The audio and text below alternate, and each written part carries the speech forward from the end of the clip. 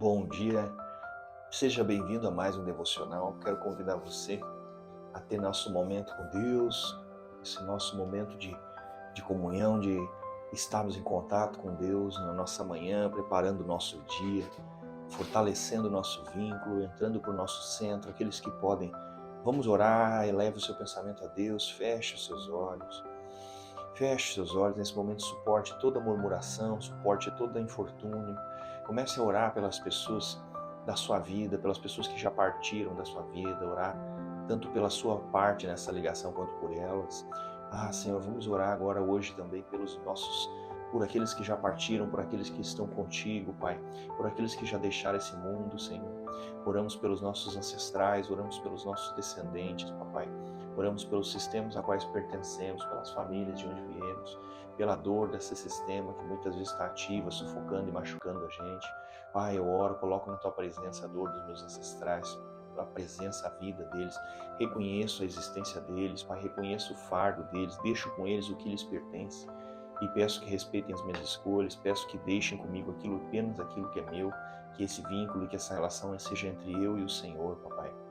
Coloco na Tua presença a vida dos meus descendentes, dos meus filhos, das minhas filhas, da minha esposa, do meu lar, para que o Senhor também sobre eles seja da mesma forma que fique comigo o que me pertence, e que as minhas filhas sejam respeitadas em suas decisões, sejam abençoadas por Ti, Cristo.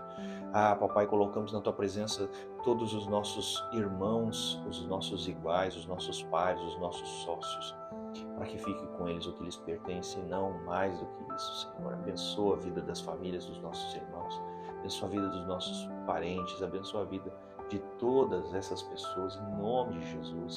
Jesus ama todos vocês, meus amados. Conheçam o verdadeiro Deus, o verdadeiro Cristo. Conheçam o Senhor. Saibam quem Ele é. Conheçam esse amor arrebatador, transformador que Ele tem. Amados, se vocês soubessem, com certeza que seriam ligeiros em correr para os braços do Senhor.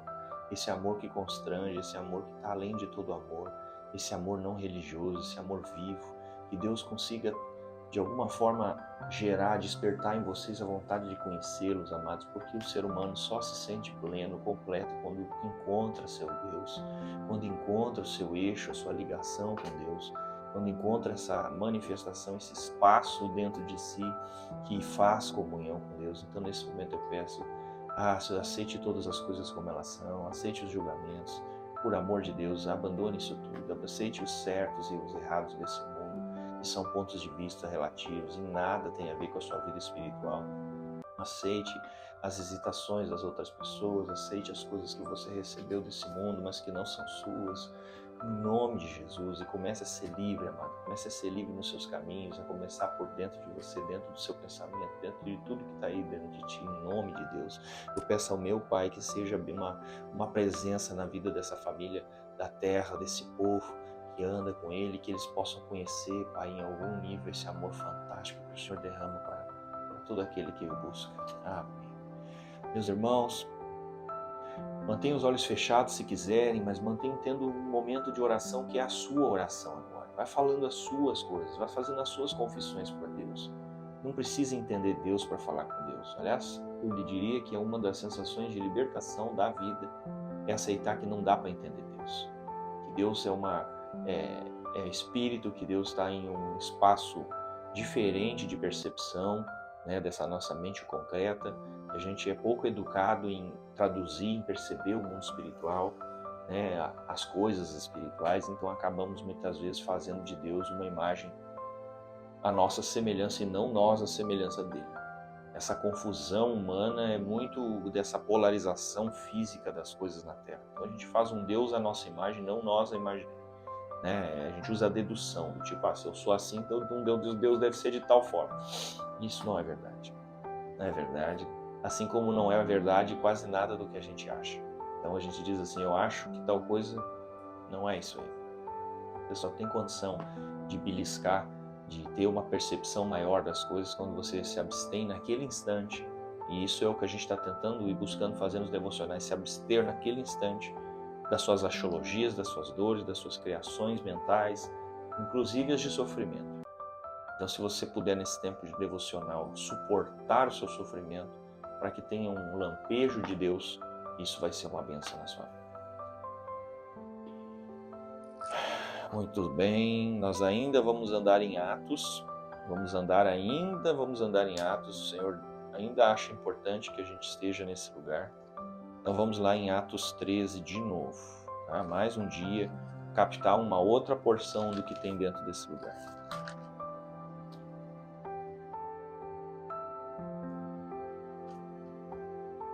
Deus sabe, amados, Deus sabe que está nos lapidando. O mestre diz, fique mais um tempo aí. Então fica mais um tempo aí, não adianta sair, não adianta. A lição é a lição. Vamos só continuar do ponto onde a gente parou essa semana. Isso. Aqui. Nós tínhamos lido todo o movimento de Paulo e Barnabé sendo levantados, né? Lá no começo do capítulo 13.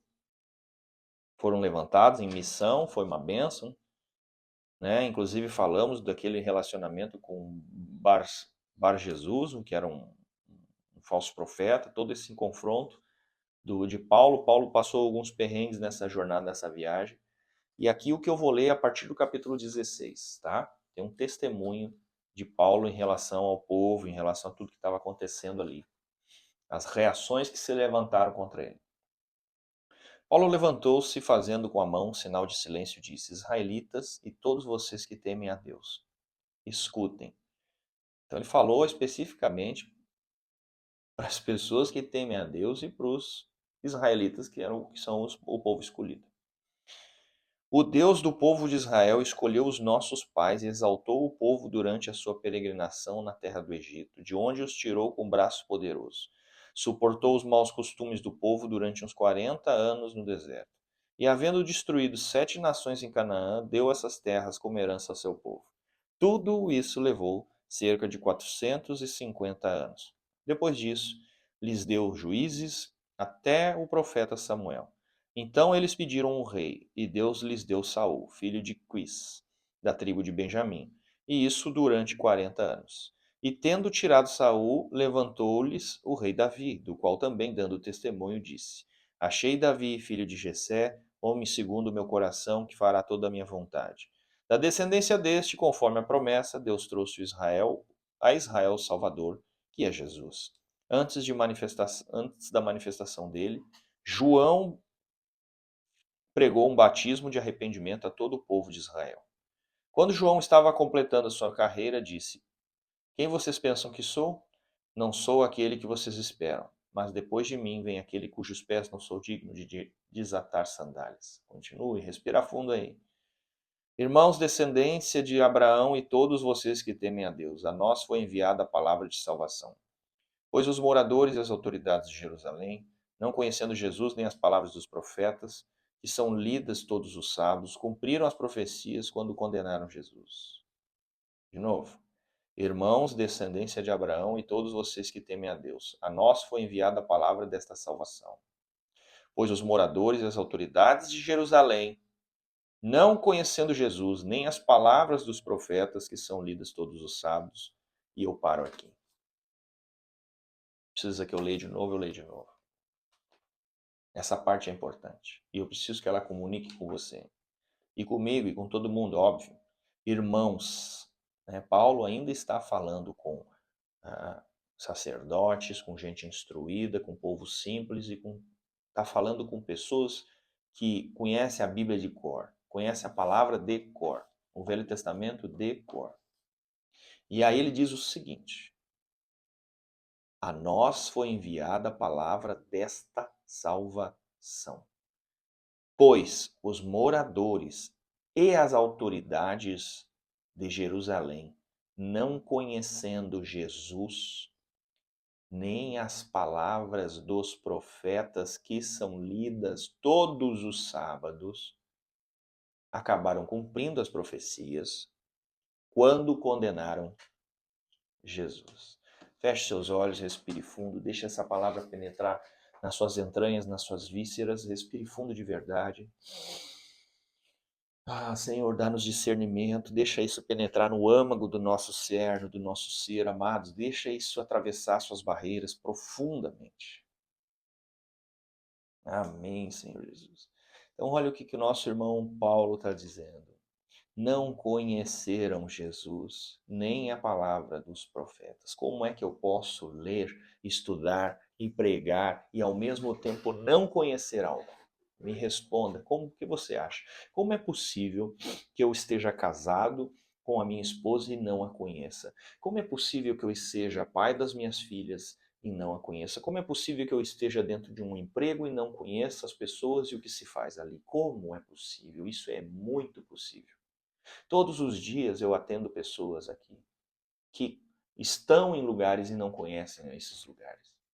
Então, o fato, amado, de você deitar os seus olhos sobre esse livro não quer dizer que você o conheça. Por favor, já entenda e aceite logo isso.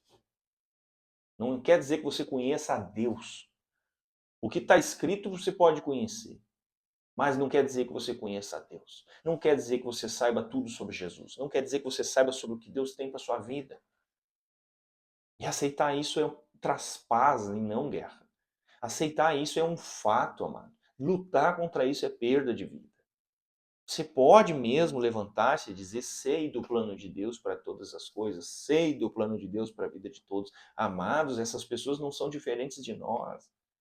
Não cometam o mesmo erro. Eu creio que a palavra da Bíblia, o Senhor Jesus foi, o Espírito Santo foi tão cuidadoso ao construir e permitir que essas narrativas chegassem aqui em 2025, com a oportunidade de que nós possamos aprender com os erros e acertos dessas pessoas.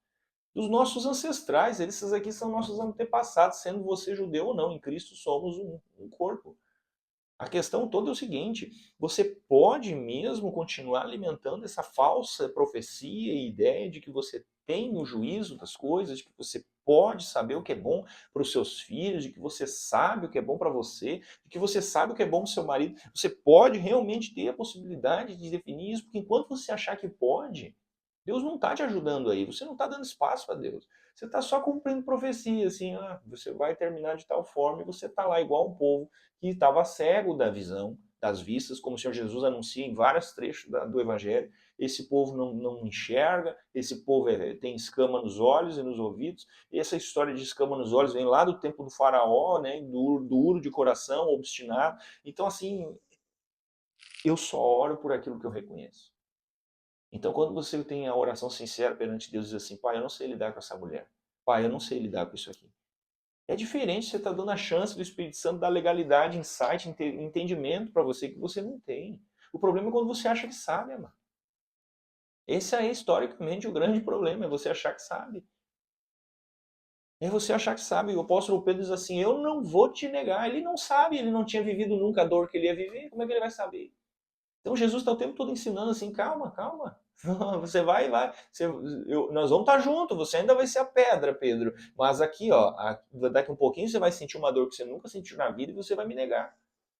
Eu botei algumas palavras nesse contexto para dar contexto. Por favor, respire isso, amado. Permita, se não saber, para que você tenha orações novas e melhores com Deus. Que o Senhor Jesus lhe dê discernimento espiritual, maturidade, força e fé e humildade, para que você conheça de fato a palavra do que vem aqui.